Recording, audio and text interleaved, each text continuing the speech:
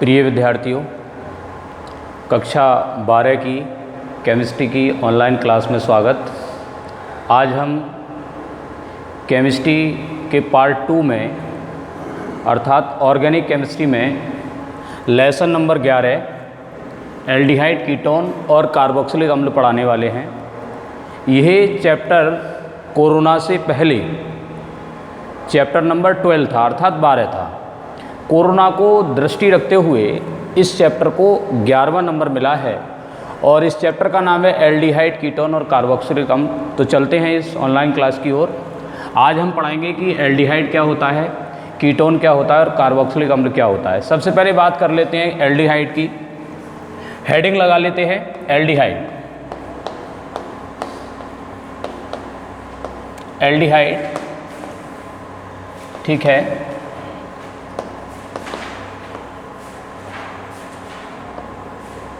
Aldehyde, देखिए यहाँ ध्यान रखना है कि एक एल्काइल ग्रुप होता है। एल्काइल ग्रुप को R से शो किया जाता है, R फॉर रेडिकल होता है। और एल्काइल ग्रुप जब बनता है जब किसी एक एल्केन का H माइनस कर दिया जाता है अर्थात एल्काइल ग्रुप प्राप्त होता है। तो ध्यान देंगे, इनको सिंपली यदि रिप्रेजेंटेशन की बात करें तो एल्डिहाइडों को RCHO से प्रदर्शित करते हैं, ठीक है। डेफिनेशन लगा लेते हैं। इनकी डेफिनेशन क्या होती है? बे यौगिक, है ना, बे यौगिक जिनमें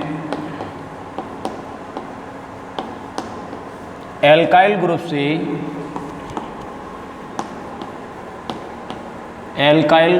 से सीधे CHO ग्रुप जुड़ा होता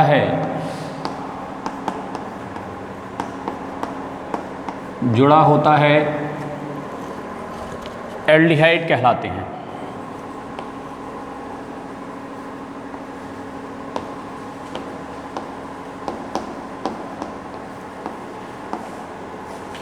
इनका सामान्य सूत्र CnH2n+1 इंटू CHO होता है। इन्हें RCHO से, जैसा कि पहले लिख दिया है मैंने बोर्ड पर, RCHO से शो करते हैं। ध्यान रखेंगे, डेफिनेशन मैंने लगा दी है, ध्यानपूर्वक देखेंगे। बे यौगिक जिनमें एल्काइल ग्रुप से अर्थात R से एल्काइल ग्रुप से सीधे CHO ग्रुप जुड़ा होता है एल्डिहाइड कहलाते हैं, जिनका सामान्य सूत्र CnH2n+1 ये एल्काइल ग्रुप का सूत्र होता है और एल्काइल ग्रुप को प्रदर्शित किया जाता है वो R से। यहाँ CHO से जुड़ा होता है, इन्हें RCHO से प्रदर्शित करते हैं, शो करते हैं। आगे देखेंगे उदाहरण इनका क्या हो सकता है। उदाहरण सबसे पहला हमारा जो एल्डिहाइड है वो आपका फॉर्मेल्डिहाइड है। यहाँ मैं लिख देता हूँ, सूत्र होता है HCHO, ठीक है ना, और इसका नाम होता है फॉर्मेल्डिहाइड।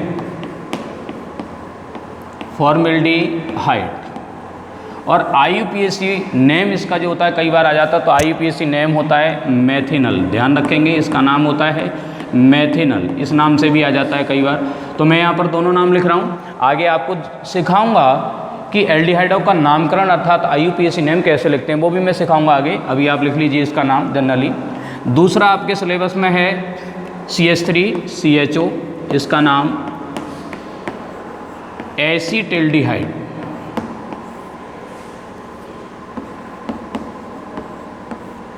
और IUPAC नेम है इसका एथेनल।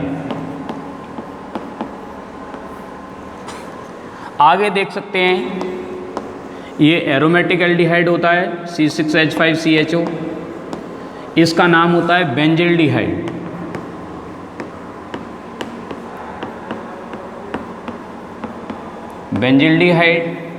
और IUPAC नेम की बात करें तो फेनिल एल्डिहाइड इसका नाम होता है।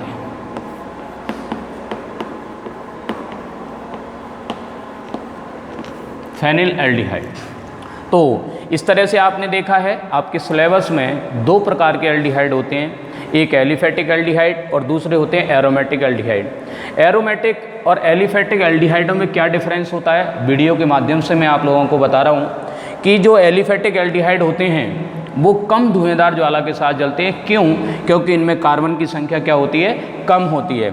और जो एरोमेटिक एल्डिहाइड होते हैं वो अधिक धुएंदार ज्वाला के साथ जलते हैं, क्योंकि इनमें कार्बन की संख्या क्या होती है, 6 और 6 से अधिक होती है।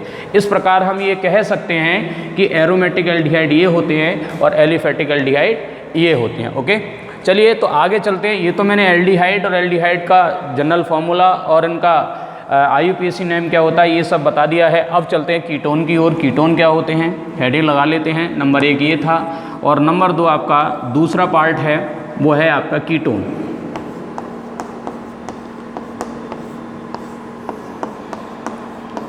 कीटोन देख लेंगे, कीटोन क्या होता है।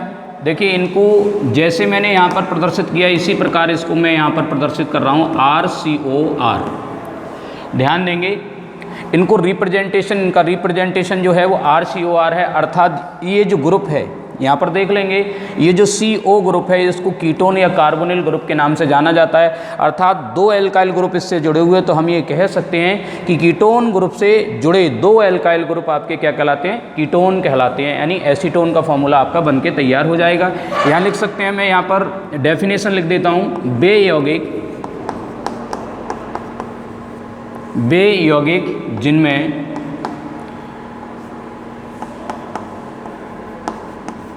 CO, दोनों तरफ डबल बॉन्ड लगाएंगे, बेयौगिक जिनमें CO ग्रुप से 2 एल्काइल ग्रुप जुड़े होते हैं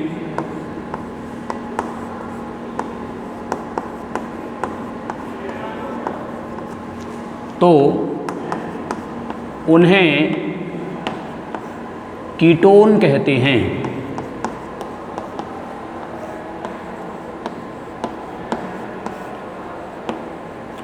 इनका सामान्य सूत्र CnH2n+1 इंटू CO CnH2n+1 होता है। ध्यान रखना है। देखिए यहाँ मैंने एक एल्काइल ग्रुप लिया है और एक एल्काइल ग्रुप यहाँ लिया है, बीच में CO लिया है, तो इसको और इन्हें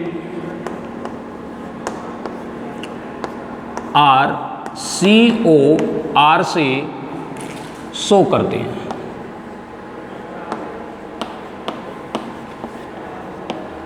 ठीक, ध्यान रखेंगे।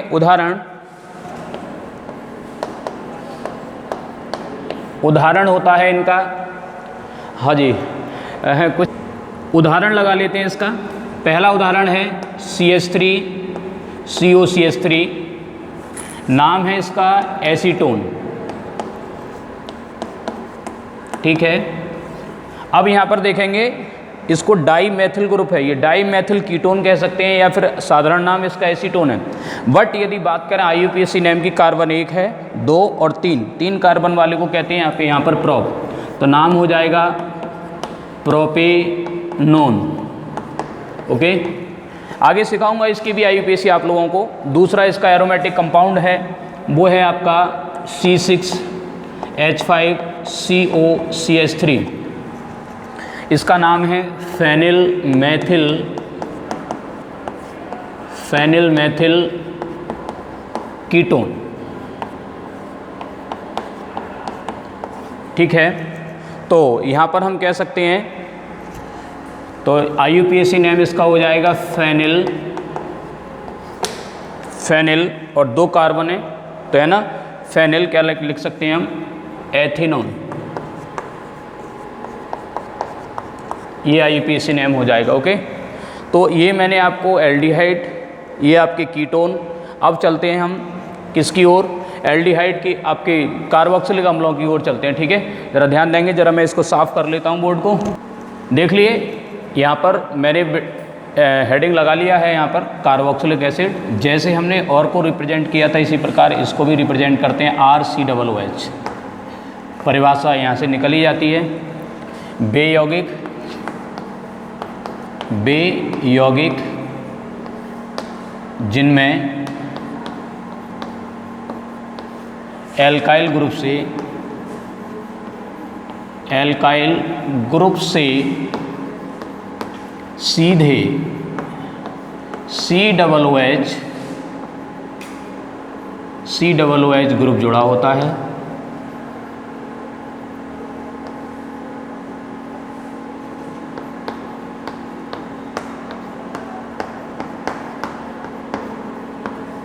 सीधे COOH ग्रुप जुड़ा होता है, क्या कहलाते हैं? कार्बोक्सिलिक एसिड कहलाते हैं।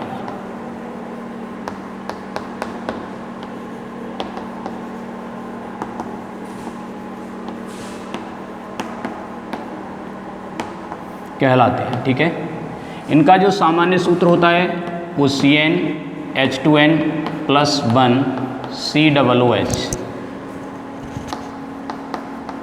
सामान्य सूत्र जो होता है वो CnH2n+ होता है तथा इन्हें RCOOH से शो करते हैं।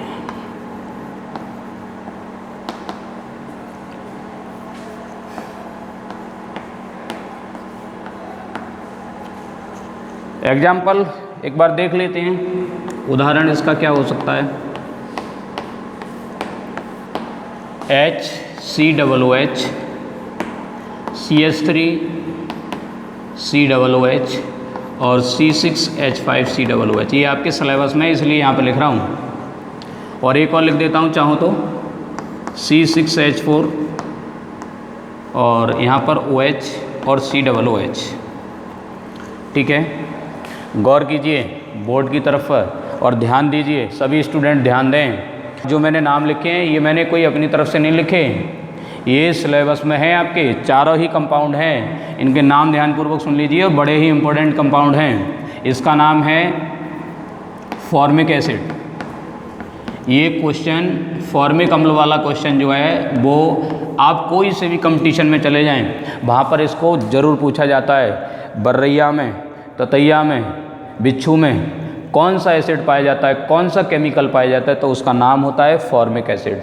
और इसके IUPAC नाम से ज़्यादा पूछा जाता है कंपटीशन में, तो नाम होता है इसका मेथेनोइक अम्ल। ध्यान रखें आप लोग, मेथेनोइक अम्ल। ठीक है, इसका नाम एसिटिक अम्ल, ये भी बहुत प्रसिद्ध कंपाउंड है। आपने ज़्यादातर चाउमीन की दुकान पर देखा होगा, है ना। आप लोग हंस रहे होंगे चाउमीन की दुकान पर कैसे देख लेंगे।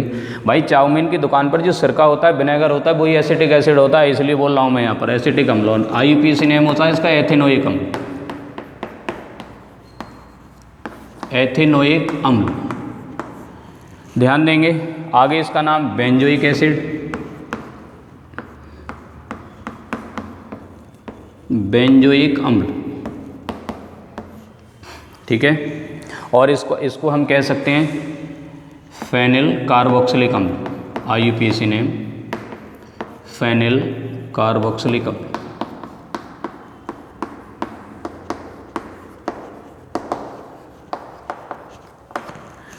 आगे इसका नाम सैलिसिलिक अम्ल।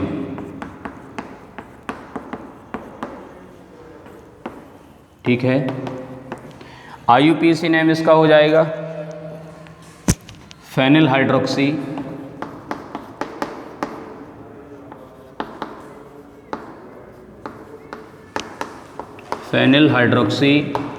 कार्बोक्सिलिक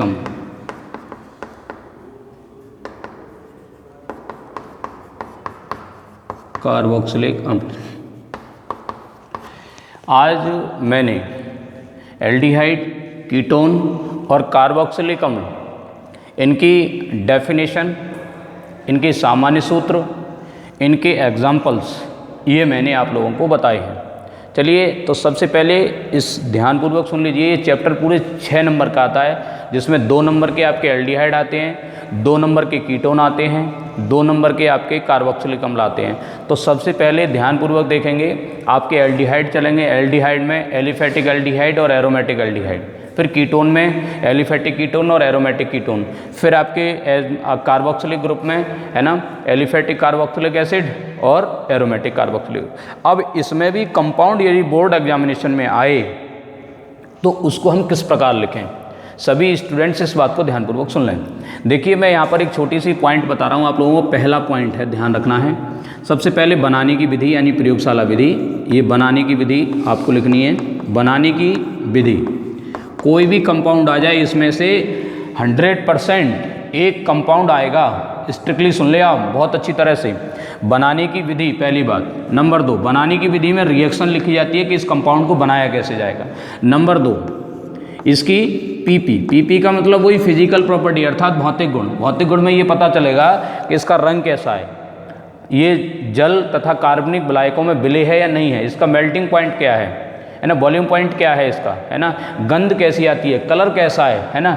तो ये सारी चीज़ें फिजिकल प्रॉपर्टीज में पता चलती हैं। आगे तीसरी चीज़ सीपी को मैं अक्सर बोला करता हूँ केमिकल प्रॉपर्टी अर्थात रासायनिक गुण। रासायनिक गुण का मतलब होता है कि इस कंपाउंड के द्वारा और बहुत सारे कंपाउंड जो हमारे पाए जाते हैं ऑर्गेनिक इनऑर्गेनिक केमिस्ट्री में, तो उन कंपाउंडों को मिलाकर कोई नया कंपाउंड क्या क्या बनाया जा सकता है, ये केमिकल प्रॉपर्टीज़ के अंतर्गत आता है। चौथी चीज़ आती है आपका यूज़ यानी उपयोग। ये कंपाउंड हमने बना लिया, बट एवरीडे लाइफ में हमारा इसका क्या यूज है, क्या उपयोग है, हम क्यों बना रहे हैं, ये हमारा उद्देश्य होना चाहिए।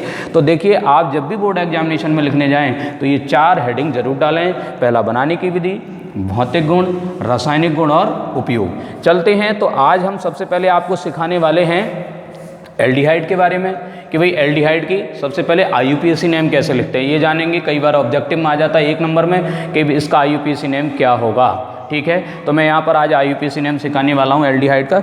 ज़रा मैं यहाँ पर मिटा लेता हूँ, उसके बाद में मैं सिखाऊंगा आपको, ठीक है। चलिए, एल्डिहाइडों का नामकरण देख लेते हैं कि एल्डिहाइडों का नामकरण कैसे होता है, ठीक है। नामकरण का मतलब होता है IUPAC पद्धति में उनका नाम रखना, ठीक है। तो ध्यान देंगे, नाम रखना बहुत अच्छी तरह से जानते हैं। राजेश कुमार के जितने भी स्टूडेंट हैं वो नाम बहुत अच्छी तरह से रख लेते हैं, है ना, हंस रहे होंगे मेरी बात पर। चलिए ध्यान देंगे, नामकरण पर चलते हैं। तो सबसे पहले देखिए, हम ये जान लें कि भाई कार्बन की संख्या क्या होती है, क्रम जान लें। तो कार्बन की संख्या देखिए, मैं सिखा रहा हूँ आपको, ध्यानपूर्वक सुन लीजिए इस बात को।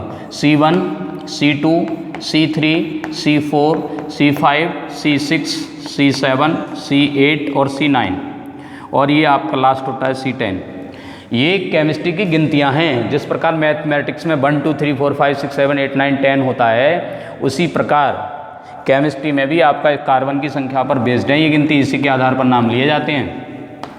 कार्बन की 1 संख्या वाले को मैथ कहते हैं, 2 संख्या वाले को एथ कहते हैं, और 3 संख्या वाले को हम कहते हैं प्रॉप, और 4 वाले को कहते हैं बेटे ब्यूट, और 5 वाले को कहते हैं पेंट, और 6 वाले को कहते हैं हेक्स, और 7 वाले को कहते हैं हेप्ट, और 8 वाले को कहते हैं ऑक्ट, और 9 वाले को कहते हैं नॉन, और 10 वाले को कहते हैं डेक।